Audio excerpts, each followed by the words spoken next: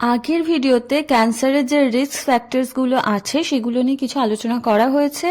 বাকি যে রিস্ক ফ্যাক্টরসগুলো আছে সেগুলো নিয়ে আজকে বলবো।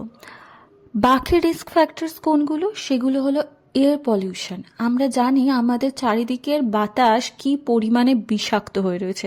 চারিদিকে এত গাড়ির সংখ্যা বেড়ে গিয়েছে, তো আমাদের চারদিকের বাতাসে প্রচণ্ড পরিমাণে ধোঁয়া, কেমিক্যালস, জার্মস এগুলো তো প্রচুর পরিমাণে রয়েছে। তাই জন্য কিন্তু এয়ার পলিউশনও ক্যান্সারের একটা রিস্ক ফ্যাক্টরসের মধ্যে পড়ে। এছাড়া রয়েছে ফিজিক্যালি ইনঅ্যাক্টিভিটি। আমরা অনেকেই কিন্তু ফিজিক্যালি ইনঅ্যাক্টিভ, হয়তো আমরা কাজ করছি, কিন্তু কিভাবে ইনঅ্যাক্টিভ? আমরা অনেকেই এই সময়ে ল্যাপটপ বা ফোনে অনেকটা টাইম কাজ করে থাকি।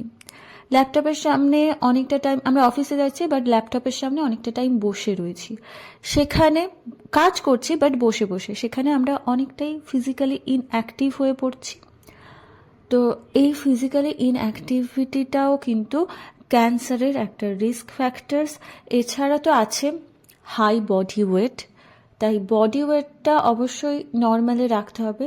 ওবেসিটি বা ওভারওয়েট কোনোটাই ভালো নয়, তাই বডি ওয়েটটা ঠিকঠাকভাবে মেনটেন করতে হবে। এছাড়া ইউভি এক্সপোজার, যেটা স্কিন ক্যান্সারের একটা বড় কারণ, যে অতিরিক্ত সানলাইটে কোনো রকম সাবধানতা অবলম্বন না করে আমরা বেরিয়ে পড়ছি, তো এগুলো কিন্তু ক্যান্সারের একটা বড় রিস্ক ফ্যাক্টরস। তো আজকের রিস্ক ফ্যাক্টরসগুলো নিয়ে আলোচনা করা হলো। নেক্সট ভিডিওতে আমরা এই রিস্ক ফ্যাক্টরসগুলো থেকে কিভাবে এড়িয়ে চলবো, এগুলো থেকে কী করে সেফ থাকবো, সেইটা নিয়ে আলোচনা করা হবে।